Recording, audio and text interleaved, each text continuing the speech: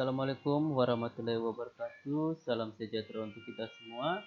Pada hari ini saya akan membahas terkait statistik dan penelitian di bidang kesehatan. Ya, tentunya sama halnya dengan di bidang yang lain, perlu kita pelajari tentang statistik dan penelitian. Ya, baik itu di institusi pendidikan kesehatan maupun di dinas kesehatan. Ya, ya. Kita lanjut. Nah, pada topik pembelajaran ada 4. Yang pertama itu statistik dan penelitian. Kemudian ada yang kedua, peran statistik dalam penelitian. Yang ketiga, kegunaan statistik atau penelitian di bidang kesehatan. Yang keempat, jenis data. Yang pertama, apa itu statistik dan penelitian? Ya, perlu kita ketahui bahwa statistik dalam arti sempit berarti angka atau data. Sedangkan dalam arti luas, statistik sebagai suatu prosedur atau metode pengumpulan data, pengolahan data, analisis data, dan penyajian data. Sedangkan penelitian adalah cara ilmiah untuk mendapatkan data dengan tujuan dan kegunaan tertentu. Ya, misalnya, data yang diperoleh melalui suatu penelitian itu harus akurat. Artinya, data yang dihasilkan harus memenuhi kriteria, yaitu valid, reliable, objektif. Nah, valid artinya apa? Ketetapan atau kecermatan pengukuran. Ya, artinya ketetapan antara data yang sesungguhnya terjadi pada suatu objek dengan data yang dikumpulkan oleh peneliti. Ya. Nah, saya kasih contoh, misalnya saya ingin mengukur waktu lomba lari cepat. Ya, kalau saya mengukurnya dengan jam tangan, tentunya hasil tidak valid. Untuk lomba lari cepat akan valid bila saya mengukurnya dengan alat stopwatch. Ya, contoh lain misalnya saya melakukan wawancara dengan orang pedesaan di Maluku.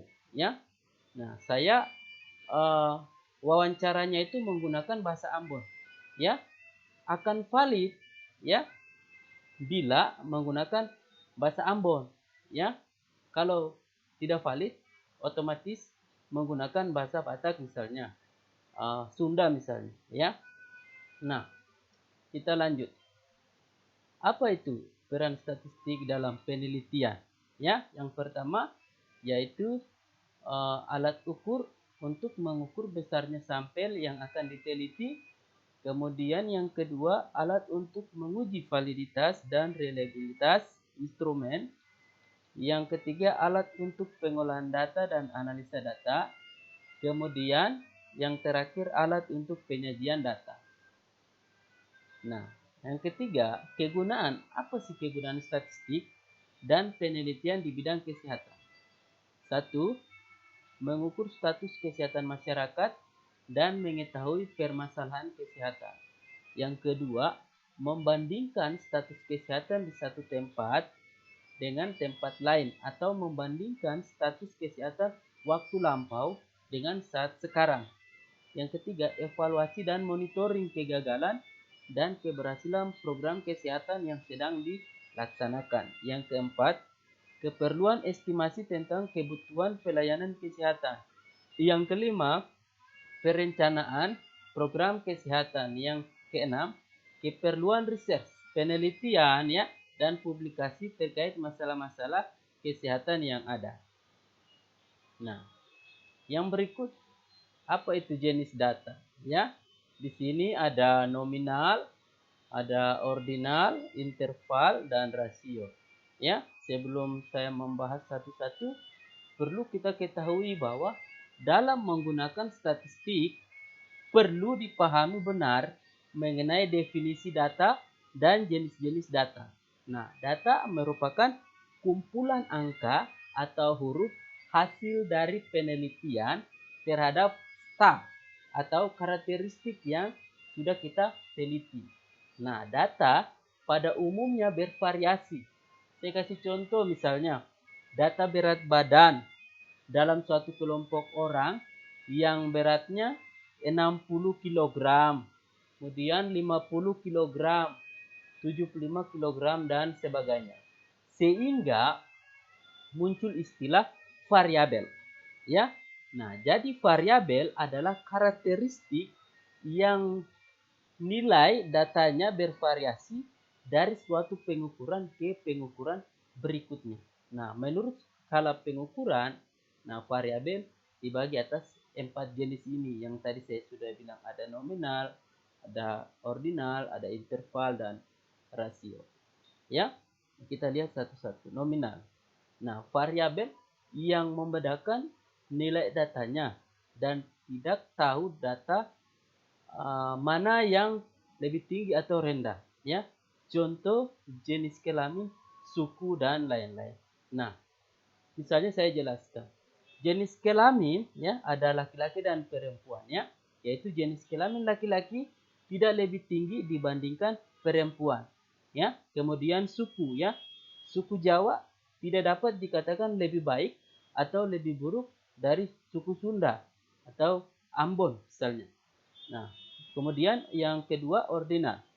Variabel yang dapat membedakan nilai datanya dan diketahui tingkatan lebih tinggi atau rendah. Tetapi belum diketahui besar antara nilai datanya. Nah, contoh pendidikan, pangkat, stadium penyakit dan lain-lain. Contohnya di sini adalah pendidikan, ya. Nah, pendidikan SD pengetahuannya lebih rendah dibandingkan SMP. Namun demikian kita tidak dapat tahu berapa besar perbedaan pengetahuan orang SD dengan SMP, ya. Kemudian yang ketiga, interval, ya. Yaitu variabel yang dapat dibedakan, diketahui tingkatannya dan diketahui besar beda antar nilai. Namun variabel belum diketahui kelipatan suatu nilai terhadap nilai yang lain, dan skala interval tidak mempunyai titik nol mutlak. Contohnya suhu, ya. Nah, misalnya benda A suhunya 40 derajat dan benda B 10 derajat, ya. Otomatis benda A lebih panas dari benda B, dan benda panas antara benda A dan benda B 30 derajat. Nah, namun, ya, kita tidak bisa mengatakan bahwa benda A panasnya 4 kali, ya, dari B. Nah, ini kuncinya, ini yang artinya bahwa tidak ada kelipatannya. Ya, selanjutnya misalnya, kalau suatu benda suhunya itu 0 derajat, ya, ini tidak berarti bahwa benda tersebut tidak punya panas, ya. Ini artinya bahwa tidak mempunyai nilai mutlak, ya. Kemudian yang terakhir, rasio, ya. Nah, variabel yang paling tinggi skalanya yaitu bisa dibedakan, kemudian ada tingkatan, ada besar, beda, dan ada kelipatannya serta ada nol mutlak. Contohnya berat badan, tinggi badan dan lain-lain. Misalnya si A beratnya 30 kg dan si B beratnya 60 kg. Nah, dalam hal ini dapat dikatakan bahwa A lebih ringan dari B. Selisih berat antara A dan B adalah 30 kg, ya. Nah, berarti B 2 kali lebih tinggi dari berat A. Nah, berat 0 kg. Ini berarti tidak ada berat, ya. Berarti artinya bahwa tidak ada bendanya, sehingga ada nol mutlak, ya.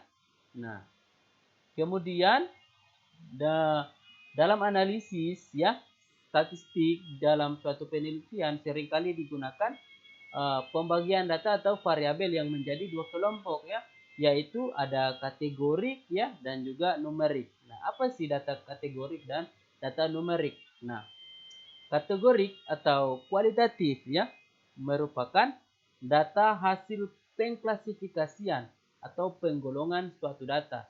Cirinya berupa kata-kata ya, contoh tadi jenis kelamin, pendidikan. Kemudian data numerik atau kuantitatif ya, merupakan variabel hasil dari perhitungan dan pengukuran. Ya, cirinya itu isi variabel berbentuk angka-angka. Ya. Nah, kemudian untuk memahami jenis data ini bahwa antara ada dua pengelompokan, yaitu data kategorik dan juga numerik. Nah, data kategorik ini ya biasanya yaitu berisi mengenai skala nominal dan juga ordinal ya. Kemudian yang numerik ini yaitu interval dan juga rasio ya. Nah, ini ada referensinya. Kemudian thanks, sekian dan terima kasih. Itu adalah pembahasan secara umum dari saya tentang statistik dan penelitian di bidang kesehatan. Bila ada pertanyaan, silakan dikirim via email saya ya, dan juga bisa menghubungi kontak saya ya. Bila pembahasan ini atau materi ini dirasakan menarik dan juga bermanfaat, jangan lupa like dan share.